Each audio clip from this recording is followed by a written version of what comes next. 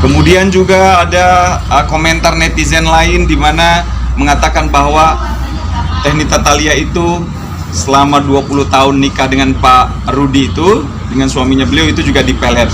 Artinya dalam tanda kutip tidak wajar. Ya, padahal itu faktanya kan tidak.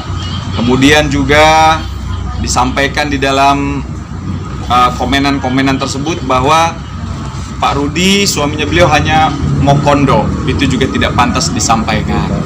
Ya. Kemudian juga tidak pantas menjadi suami, yang pantasnya adalah bapak. Artinya apapun itu tak perlulah dikomentari negatif. Ya, apalagi khususnya untuk Seni Amelia, di mana beliau adalah adik angkat dari Teh Nita Thalia. Jadi yang kami laporkan sekali lagi bukan Nita Thalia, tapi adalah Seni Amelia. Dalam konteks beliau kebetulan sebagai adik angkatnya Teh Nita Thalia. Dan Teh Nita Thalia kita jadikan sebagai saksi. Ya, sebagai saksi karena apapun itu tulisan itu adalah tulisannya Teh Nita Thalia. Gitu kira-kira ya.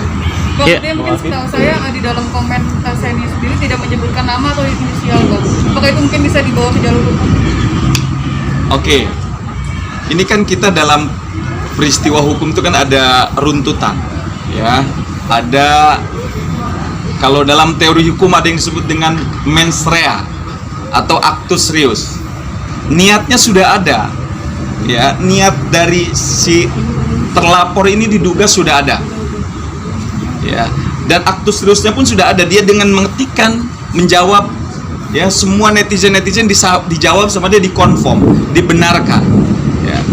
Jadi menjadi provokator lah dia di situ. Nah, ini yang harus kita garis bawahi.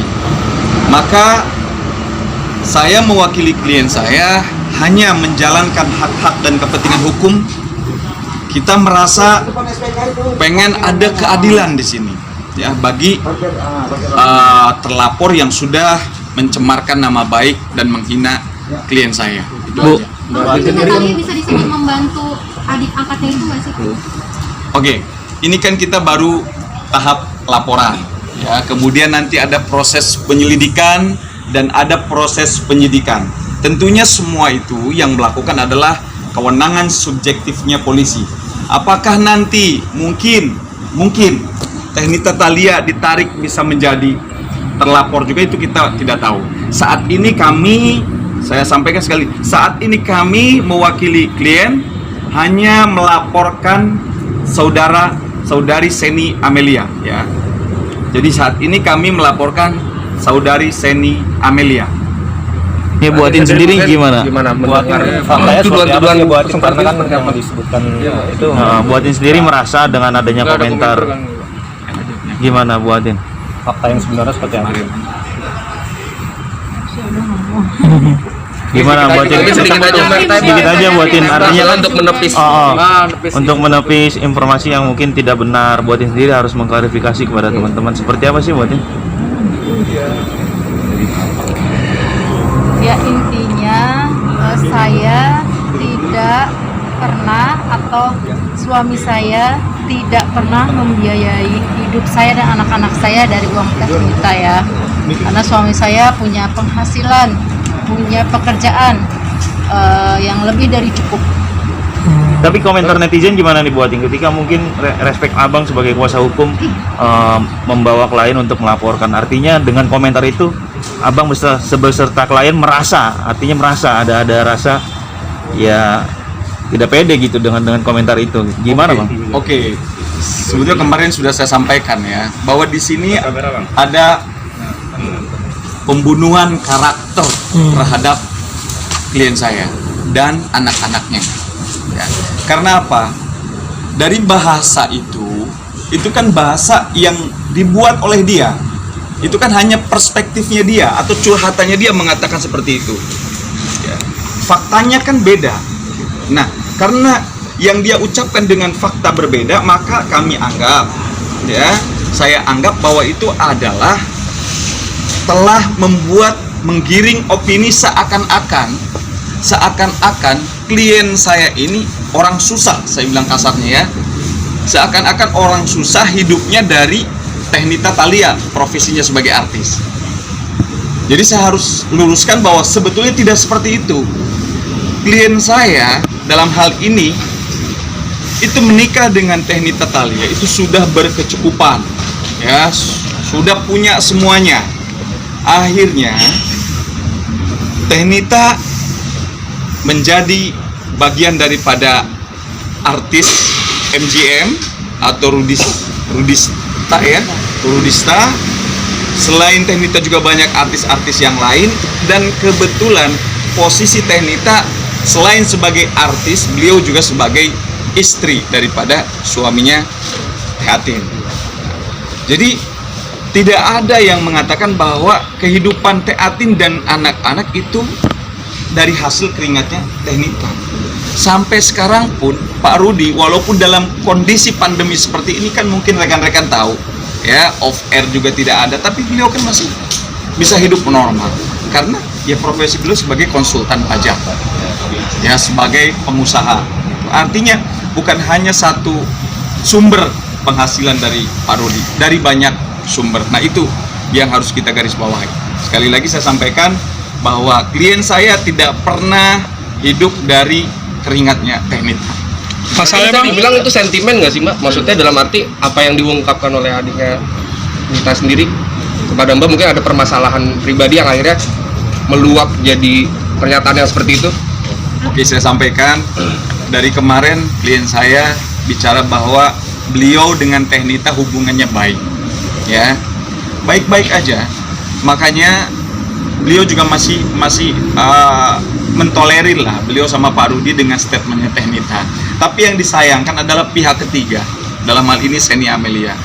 Kebetulan pihak ketiga ini juga tinggalnya dan dibiayai juga hidupnya ya sama Pak Rudi juga gitu loh. Kenapa akhirnya kita jadi kecewa ya?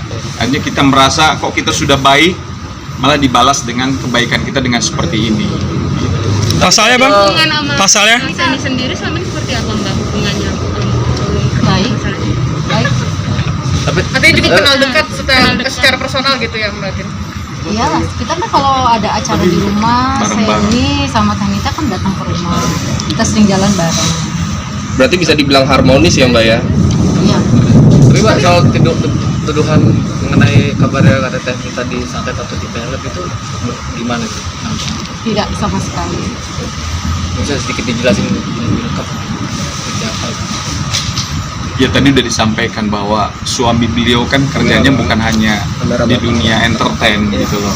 Ya bukan hanya pemilik atau founder label MGM atau Rudista, tapi beliau juga sebagai pengusaha dan sebagai konsultan pajak. Tentunya sumber income-nya kan dari situ. Kemudian beliau membuatlah label MGM, di-hire lah Teh Nita Thalia sebagai artisnya. Ya mungkin bisa mendeskripsikan bagaimana lah, ya kan, bisa memahami mungkin rekan-rekan semua gitu loh. Kecuali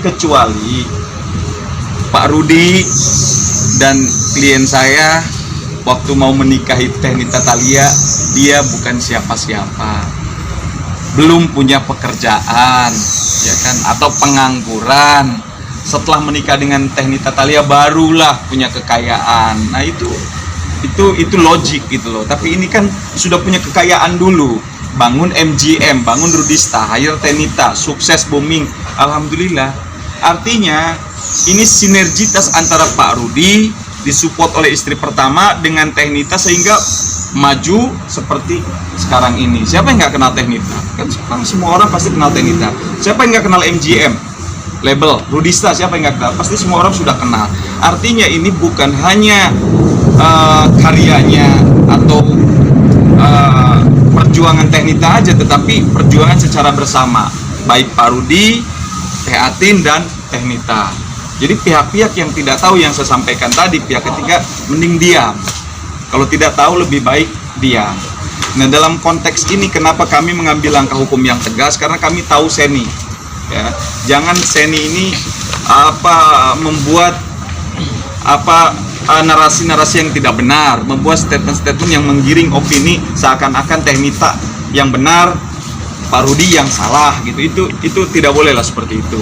Maka kami ambil langkah hukum yang tegas adalah supaya kepastian dan keadilan bisa diterima, dirasakan oleh klien saya yang sekarang klien saya ini lagi psikisnya udah pusing lah. Beliau udah malas lah bicara kan. Udah inilah, beliau pengen istirahat dulu, pengen menenangkan diri karena ya kaget aja gitu loh. Kok sosok Seni bisa bicara seperti itu? Padahal Seni kan dengan Teh Atin kan fine-fine aja. Bang, ini kan artinya kan hubungannya kan dekat, ada musyawarah atau seperti apa sebelumnya, Bang? Ya justru somasi pertama sudah, somasi kedua sudah, sampai sekarang tidak ada respon, maka kami laporkan gitu. Jadi ya tujuan kami melaporkan adalah, mungkin rekan-rekan juga tahu lah, biar perbuatan dia ini jangan diulangi lagi, baik terhadap Teh Atin maupun terhadap yang lain lah gitu. Artinya ini untuk menjadi pelajaran, hati-hati dengan penggunaan sosial media karena rentan dengan undang-undang ITE. Jelas ini kan, kalau kita laporkan tadi ya, ini bertentangan dengan undang-undang ITE, undang-undang nomor 19 tahun 2016 ya, pasalnya adalah pasal 27 ayat 3 junto pasal 45 ayat 3. Kurungan pidananya 4 tahun, dendanya 750 juta rupiah gitu. Jadi tolonglah jangan main-main dan jangan macam-macam lah. Tadi juga kita direspon positif oleh polisi, oleh penegak hukum dalam hal ini. Kita mengucapkan banyak terima kasih, sambutan yang luar biasa terhadap klien saya. Kita diprioritaskan di dalam, luar biasa.